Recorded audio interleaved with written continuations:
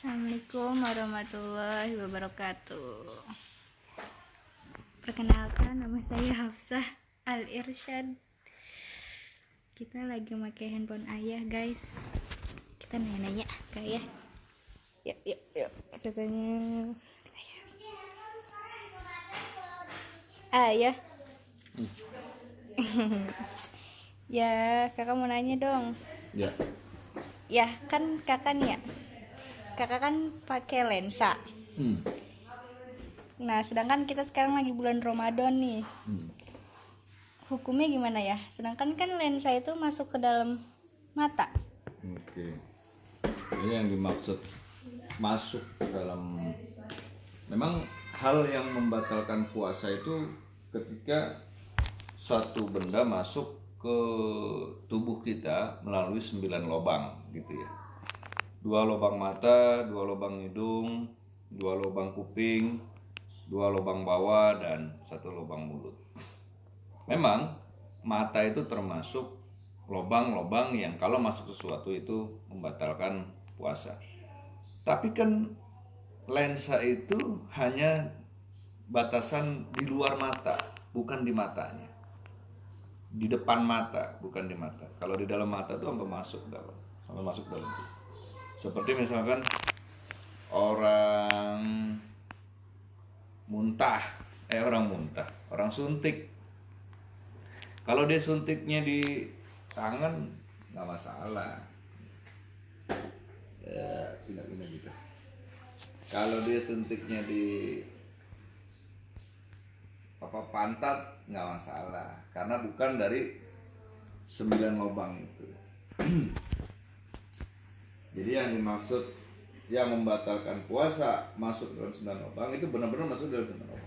Jadi kalau suntikan yang dimasukkan bukan dari lubang-lubang yang 9 itu tidak membatalkan puasa.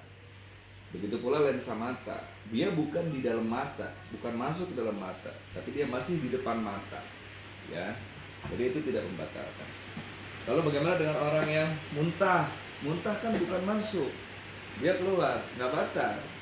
Kecuali kalau muntahnya dimasukin dalam mulut, ya itu batal. Kalau misalkan nih ya, kalau misalkan kakak pakai, misalkan lagi jalan naik motor, terus tiba-tiba kakak kelilipan, otomatis kan perih tuh. Nah, terus kakak pengen pakai tetes mata, itu gimana ya? Hukumnya gimana? Kalau pakai tetes mata itu membatalkan puasa, sebab tetes mata itu kadang-kadang suka masuk ke tenggorokan dan dia nyerosot sendiri ke dalam, itu batal. Gitu ya. Jadi kalau tetes mata tuh coba deh, kita biasa waktu kakak lagi pakai tetes mata, tenggorokan suka pahit nggak? Kadang-kadang suka Nah, pahit. itu berarti masuk ke dalam tenggorokan. Kalau sempat dibuang mungkin masih bisa, tapi kan kadang-kadang dia suka masuk sendiri ke dalam. Nah, itu batal. Jadi kalau udah ini nggak usah pakai tetes mata, itu batal. Sama kayak kentut di dalam air pun. Nah, ini perlu ayah sampaikan. Kentut di dalam air pun bisa batal karena pada saat kita kentut, itu dubur kita kebuka. Sudah selesai itu dia akan nutup. Pada saat nutup itulah dia akan masuk gitu air. Gitu ya. Jadi pakai obat tetes mata batal. Oke. Lagi? Mulai. Ada pertanyaan gak, guys? Kakak lagi kepo, soalnya ada yang komen tuh kakak pakai lensa. Jadinya itu deh. Ada yang mau nanya gak?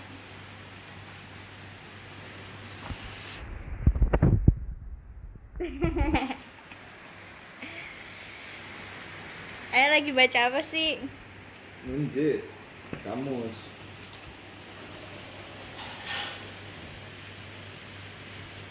Nyari ini. Ini tafsir Ayatul Ahkam. Jadi yang ayah biasa banyak. anak-anak Banyak kelas banget. 2 SMA, kelas 3 SMA ini pakai ini. Tafsir Ayatul Ahkam dan Hidayah, ya, perbandingan 5 mazhab. Jadi bukan hanya 4 mazhab, bukan hanya Imam Hanafi, Maliki, Syafi'i dan Hambali, tapi juga ada Imam Ja'far Shadiq, dan itu harus kita akui juga.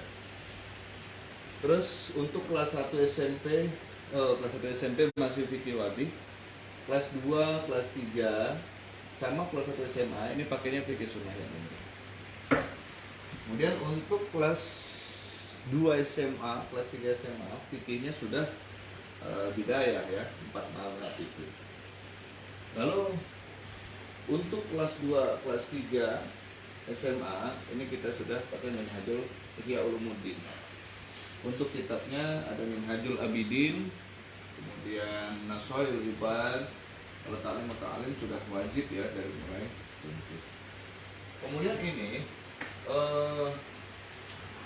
literatur ini per jilid, ada jilid.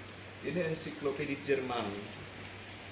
Dulu waktu ayah dapatkan dari sekolah waktu di luar. Nah, ini kisahnya hampir berbalik dengan kisah yang disebutkan dalam Bible atau Injil.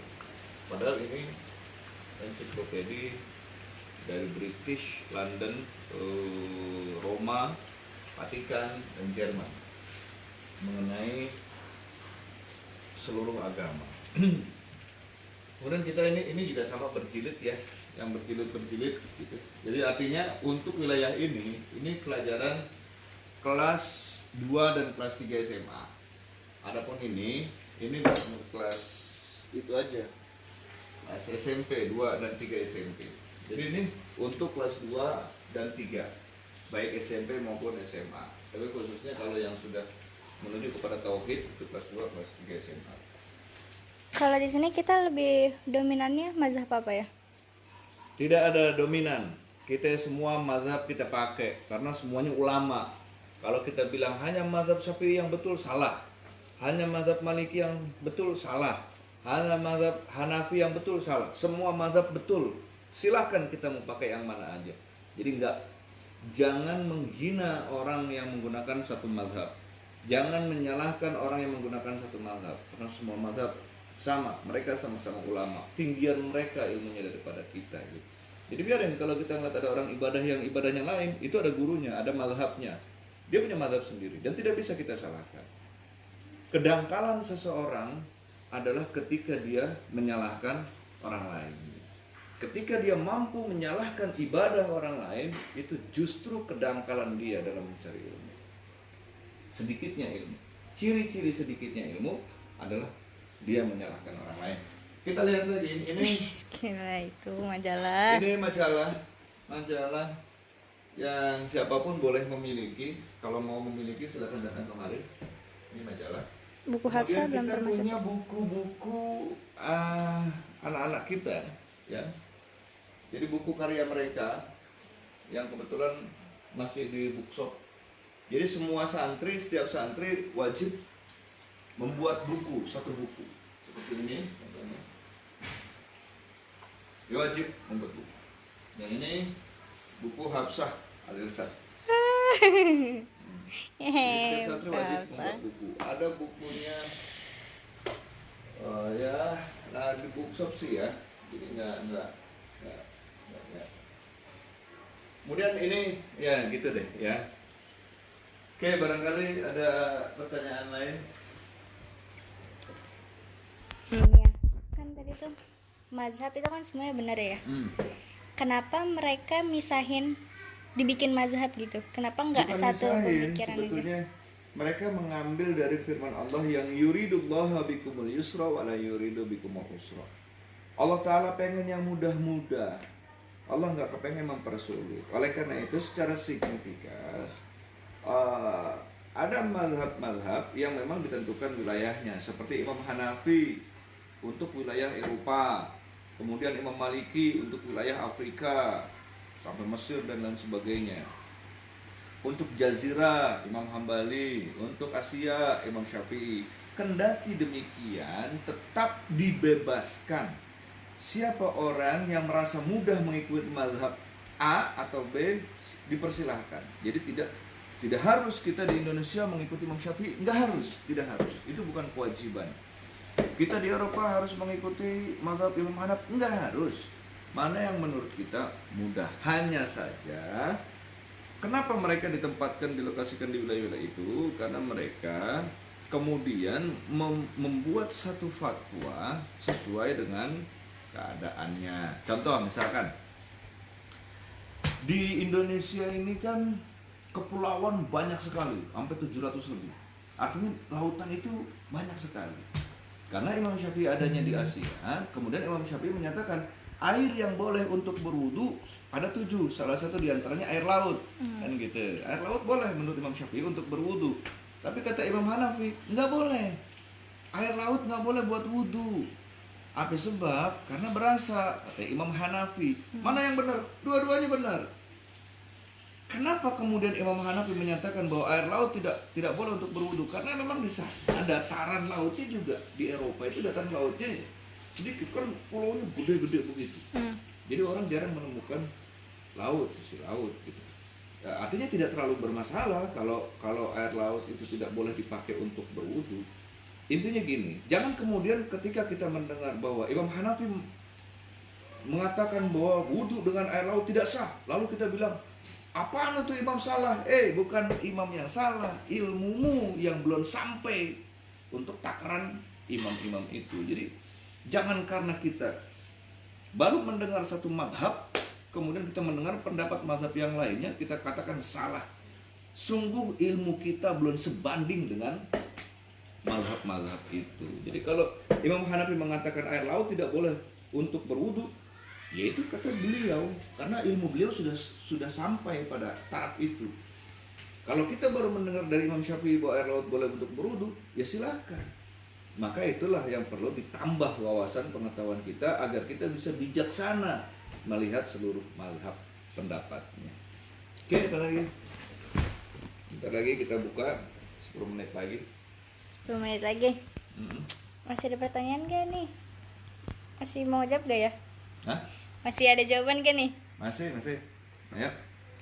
Nih ya, kan ada tuh yang kata Islam yang kalau misalkan dia tuh kalau misalkan punya dosa terus nyakitin dirinya sendiri, itu gimana sih ya?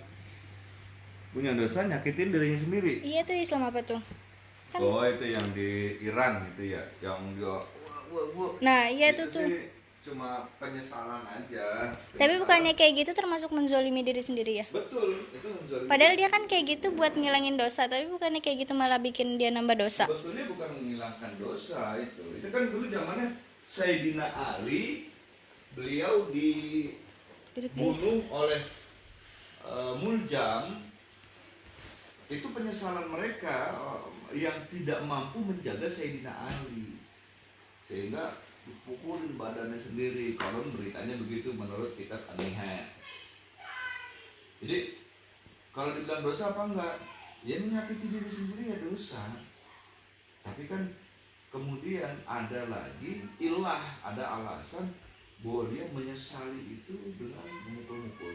Kalau berangkat dari hadis Rasulullah SAW bahwa jangan kau pukul-pukul dirimu ketika menghadapi kematian, itu karena menyakiti diri. Ada hadisnya dalam hadis. Jadi sekali lagi, kalau kita tanya dosa atau tidak, maka masuk kategorinya apa? Jika dia menyakiti diri sendiri, menurut dia bahwa saya sakitnya mukulin begini, ya dosa. Tapi kan nggak bisa kita pukul rata. Kita bilang dia menyakiti diri sendiri, sementara dia merasa bahagia, merasa bangga karena udah mukulin. Nah, jadi perasaan ini beda. Jangan jadikan diri kita sebagai barometer untuk perbuatan orang lain. Nah, pasti akan salah. Oke? Kita buka puasa dulu. Oke. Ini sudah mulai mendekati maghrib. Ayo kita jalan. Bundanya juga udah siap-siap. Mau di mana, Bun? Di meja makan apa di sini? Ayo di situ aja. Yuk, Kak, patin. Yuk.